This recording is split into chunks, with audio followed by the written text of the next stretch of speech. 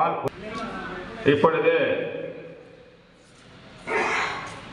பால் உற்பத்தியாளர்கள் வெண்டர்கள் அந்தந்த கம்பெனியில் பால் உற்பத்தியாளர்கள் எப்படி விலை கொடுக்கிறார்கள் என்பதை அவரவர்கள் கம்பெனியை எந்த ரேட் கொடுக்கிறார்கள் என்பதை ஒவ்வொருவராக கலந்து ஆலோசிக்கும்படி கேட்டுக்கொள்ளப்படுகிறது.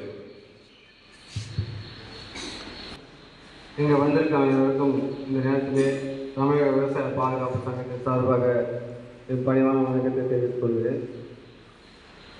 நாம் அனைவரும் ஒற்றுமையாக இருந்தால் மட்டுமே இந்த பால் என்னன்னு சொல்லிட்டு நம்ம நிர்ணயிக்க முடியும்.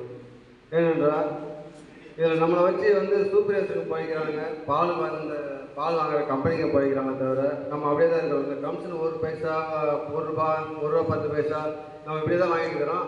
ஆனால் நீ பாக்கெட் பால் 1 லிட்டர் பாக்கெட் பால் 70 ரூபாய் இருக்குது. இன்றைக்கி நிலைமைக்கு 2 ரூபா கூட்டி போய் 75 ரூபாய் என்ன சொல்கிறாங்க போகுது. நான் போய் வாங்கணும் இதுக்காக போய் கேட்டு பார்த்தா 70 ரூபா சொன்னாங்க பாக்கெட் வேலை. அந்த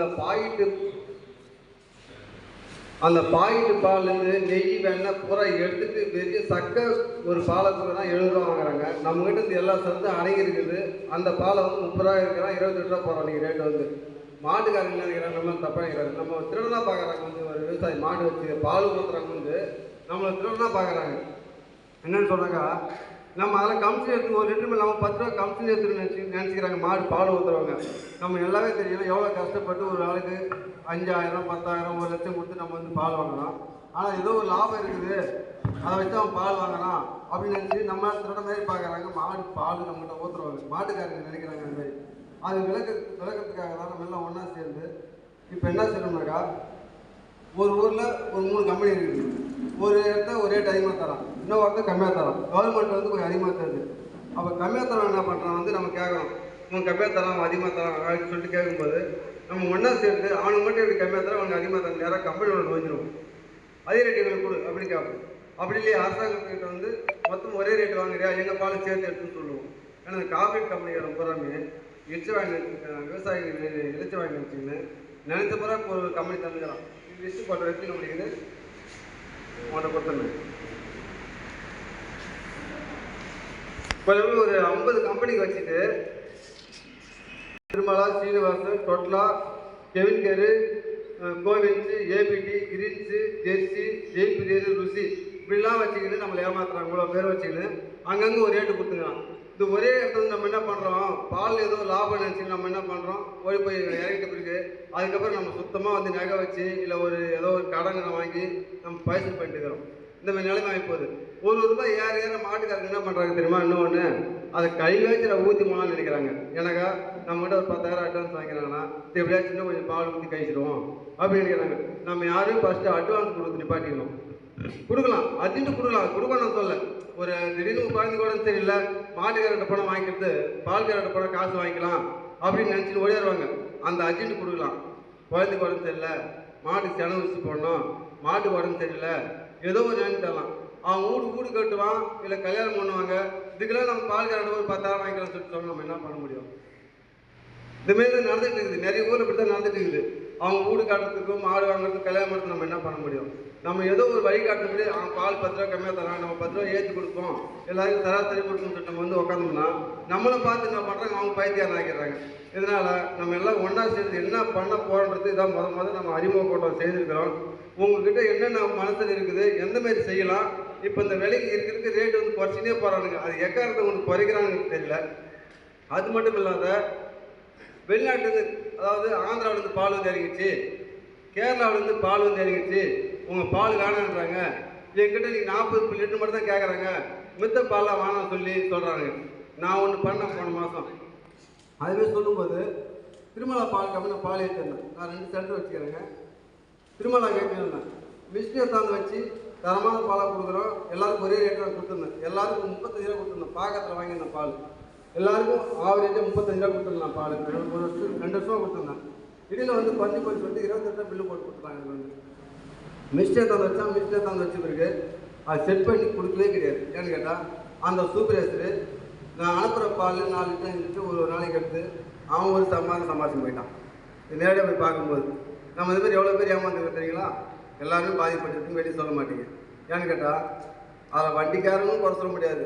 அந்த பால் ஊற்ற நேரம் பார்த்தோன்னே அடுத்த நேரம் அந்த என்னது உள்ள லேப் இன்சார்ஜும் சூப்பர்வைசர் ஒன்றா கை வச்சுக்கின்னு ஒன்றா சேர்த்துக்கின்னு இவன் பால் தண்ணி பால் போடு, இவன் இந்த ஸ்ட்ராட்டஜி போட சொல்லிட்டு உக்காந்துன்னு நேரடியாக இப்போ நான் பார்த்தேன். அதால் உங்களுக்கு சொல்கிறேன், இனிமேட்டு ஏதாவது ஒரு கம்பெனி நமக்கு வந்து காசு தராத ஏமாத்தினாலோ, இல்லை ரேட்டு கொடுக்காத ஏமாத்தினாலோ, இல்லை பால் தண்ணி பால் எடுத்து சொன்னாலோ நமக்கு வந்து நேரடியாக வந்து பார்க்க சொல்லி சொல்லுவோம். வண்டிக்காரன் மேலே நம்ம கேட்போம், நம்ம நிலம் தான் செய்யும் தண்ணி பால் ஆகுது கேட்போம். நம்ம இங்கே போட்ட எல்லாரும் போட்ட பாயிண்ட்டும் நேராக கம்பெனியில் போய் போட்டு பார்ப்போம். அப்போ யார் மேலே தப்புன்னு கண்டுபிடிப்போம். இதெல்லாம் எல்லாம் ஒத்து வச்சா தான் நான் இங்கே இருக்கிற குணசேகர் வந்து கீழ்பணத்தில் இல்லை வேறு எங்கே இருக்கிறான்னு சொன்னால் அந்த இடம் போய் பார்வை சொல்கிறதுக்கு உண்டான நமக்கு ஒரு ஒத்துழைப்பு கிடைக்குது. நான் ஒரு நேரத்தில் நான் சென்னையில் இருக்கிறேன், கீழ்பணத்தில் குணசேகர் இருக்கிறாப்புல, குணசேகர் இந்த மாதிரி என் பால் தண்ணி பால்ன்றாங்க, என் எல்லாத்தையும் காலையில் வாங்க சொல்ல 37 எல்லாரும் இருந்துச்சு, இப்போ என்ன இருக்குது போய் காமின்னு சொல்லிட்டு போய் பார்த்தோன்னா அந்த இடத்துல போய் கண்டுபிடிச்சாரு. இந்த மாதிரி நம்ம எல்லாம் ஒரு கூட்டு முயற்சியாக இருந்தால் மட்டும்தான் ஒரு இடத்த வந்து திருட்டையும் கண்டுபிடிக்க முடியும், அவங்களோட கொள்கை என்னன்னு சொல்லிட்டு பார்க்க முடியும். இப்போ இன்னொன்று என்ன சொல்ல போனாக்கா, ஒரு ஊரில் இப்போ 3 பேர் பால் வாங்கிக்கிறோம். பால் வாங்கும்போது இப்போ வந்து உதாரணத்துக்கு வந்து குணசேகர் வாங்கிறாரு, நான் வாங்கிறேன். என்னோட ரேட்டு கம்மியாக இருக்குது, குணசேகர் அதிகமாக இருக்குது. நான் கேட்குறேன் கம்பெனிக்காரர்கிட்ட, குணசேகர் அதிகமாக இருக்குது, எனக்கு கம்மியாக இருக்குது என்ன சொன்னாக்கா, அது சூப்பர் சொல்லுவான், அவருக்கு பேக்கர் நர்ஸு அந்த லிஸ்ட் ஒன்று வாங்கி கூட நான் அதே மாதிரி ஒழுங்கு வச்சு தரேன். இது உண்மை தானே? அப்போ வந்து அவன் திருடுறான் தெரியுது. ஏன் அவங்க மட்டும் ரேட் அதிகமாக வச்சு எனக்கு ரேட் வச்சு நீ அதே மாதிரி வச்சு கொடு, அதே வச்சு தர மாட்டேன். அதுமாதிரி அரசு வந்து எல்லாரும் போட்டாலும் சராசரி 33 ரூபா தராங்க இன்னைக்கு வந்து ஆவின் பால் வந்து. அது ஒரு ஊரில் இப்போ 3 பேர் பால் வாங்கிக்கிறோம். பால் வாங்கும்போது இப்போ வந்து உதாரணத்துக்கு வந்து குணசேகர் வாங்கிறாரு, நான் வாங்கிறேன். என்னோட ரேட்டு கம்மியாக இருக்குது, குணசேகர் அதிகமாக இருக்குது. நான் கேட்குறேன் கம்பெனிக்காரர்கிட்ட, குணசேகர் அதிகமாக இருக்குது, எனக்கு கம்மியாக இருக்குது என்ன சொன்னாக்கா, அது சூப்பர் சொல்லுவான், அவருக்கு பேக்கர் நர்ஸு அந்த லிஸ்ட் ஒன்று வாங்கி கூட நான் அதே மாதிரி ஒழுங்கு வச்சு தரேன். இது உண்மை தானே? அப்போ வந்து அவன் திருடுறான் தெரியுது. ஏன் அவங்க மட்டும் ரேட் அதிகமாக வச்சு எனக்கு ரேட் வச்சு நீ அதே மாதிரி வச்சு கொடு, அதே வச்சு தர மாட்டேன். அதுமாதிரி அரசு வந்து எல்லாரும் போட்டாலும் சராசரி 33 ரூபா தராங்க இன்னைக்கு வந்து ஆவின் பால் வந்து. அது மாதிரி பிரைவேட்டுக்காரங்க எடுத்துகிட்டு போய் அதேமாதிரி இப்போ நம்ம வந்து பேட்டை என்ன சத்து வந்து கொழுப்பு சத்து, நம்ம கொழுப்பு சத்து எப்படின்னு கேட்டாக்கா, சில பேர் புண்ணாக்கு கிள்ளி ஆற்று போடுவாங்க, சில பேர் வீட்டில் வந்து கஷ்டமான குடும்பம் இருக்கும், அவங்க எதுவும் சாப்பிட மாட்டாங்க. சாப்பிட்றவங்க வந்து கொஞ்சம் திரும்பா இருக்கும், நல்லா இருக்கும், சாப்பிட்றவங்க வந்து கொஞ்சம் வெளியே இருப்பாங்க. அதெல்லாம் வந்து எல்லாம் ஒரே இடத்துல செய்வாங்க, எல்லாம் நடக்கிறது, மூச்சு விடுறது எல்லாம் ஒன்று ஒரே ஓட்டம் இருக்கிறோம். அவங்களோட மனப்பாவம் அது மாதிரி இருக்குது. ஆனால் கலர் வந்து பால் வந்து எல்லாம் ஒரே தான். சத்து எடுத்து வச்சு நீ எடுத்துனாக்கா அப்படி சுத்தமாக வந்து நெய் வெண்ணப்புறம் எடுத்து சக்கைப்பால் பாக்கெட் போட்டு கொடுக்குற இல்லையா, அது மட்டும் 70 ரூபான்னு கொடுக்குற. நம்ம நீ வந்து ரேட்டு வச்சு கொடுக்குற 70 ரூபான்னு சராசரி பாக்கெட் பால் கொடுக்குற. அப்போ நம்ம சுத்தமாக நல்ல பால் கொடுக்குறோம் 30 ரூபான்னு போடுற. நீ சுத்தமாக நெய் வெண்ணெய் பூராத்தையும் கறந்துட்டு சக்கை மாரி கொடுக்குற பாக்கெட் பண்ணி. அது வந்து 10 நாள் 15 நாள் எத்தனை நாள் வச்சுக்கிறியோ ஜனங்க வாங்கறதுக்கு மாத்தா தானே. நீ அதை எப்படி ஃபேட் நம்ம வச்சுக்கிறியோ அது மாதிரி எனக்கு பால் கொடுக்க வேணும் தானே. அவங்க எதை பாக்கெட் பாலை கொடுத்தா போதும் வாங்குறாங்களா, அப்புறம் அவங்க எப்படி அது கம்பெனிக்காரர் வந்தாலும் ஏமாத்துறாங்க மக்களை. அதையும் நினச்சி நம்ம என்ன பண்ணுறோம், போயிட்டு இருக்கிறோம். இன்றைக்கி நிலைமை என்ன, நம்ம ஒன்றா சேர்ந்தா இன்னும் நம்ம தமிழ் விவசாய பாதுகாப்பு சங்கத்தில் சொல்லிக்கிறாங்க, கோரிக்கை வச்சுக்கிறாங்க. இந்த ஒழுங்கான முறையில் பால் கம்பெனியில் வந்து நம்ம ஒழுங்கான முறையில் பால் கொடுக்கலக்கா, நம்ம குழு மூலியமாக குடியுரிமையை வச்சு தமிழ் விவசாய பாதுகாப்பு சங்கம் பாக்கெட் போட்டு பால் அந்தந்த ஒன்றியத்தில் அங்கங்கே அதாவது 10 கேன் 5 கேன் கூட வச்சுட்டோம், நேரடியாக வாங்கிட்டவங்க வந்து அதை பார்த்துட்டு ஆட்டோமேட்டிக்காக அவங்க என்ன சொல்லிட்டு தெரிஞ்சுக்கிறதுக்கு வாய்ப்பு இருக்குது. இன்னொன்று சொல்லிக்க முக்கியமாக நம்ம இப்போ கொஞ்சம் கூடிய கூட்டத்தால் கொஞ்சம் எல்லாம் காலதாமதம் வந்துக்கிறாங்க. நம்ம விவசாயம்னா கையில் மாடு ஆடு ஏதாவது ஒரு வேலை இருக்குது இருந்துதான் இருக்குது, அதனால் கொஞ்சம் லேட் ஆகிடுச்சு. இதுமாதிரி மாதம் ஒரு கூட்டம் போடுவோம். ஒரு கம்பெனிக்காரன் பால் ஏமாத்துக்கிறான், வெளிப்படையாக சொல்லப்போனால் குரூப்பில் பார்த்துருக்கு, குரூப்பில் ஆட் பண்ணி எல்லாமே பார்த்துருக்கு. பிஆர் கம்பெனி வந்து பல லட்சம் ஏமாற்றிக்கிறாங்க. இதில் ஒருத்தர் வந்து வடுகப்பள்ளிலேருந்து வேலுன்னு ஒருத்தர் 1.5 லட்ச ரூபா வந்திருக்காரா இல்லையா, அவர் 1.5 லட்ச ரூபா ஏமாறப்பட்டார். நம்ம சங்கத்து மூலிமா அவர் 1 லட்ச ரூபா வாங்கி கொடுத்துருக்குறோம், பிச்சை காசு வந்து தரம்னு சொல்லிக்கிறாங்க.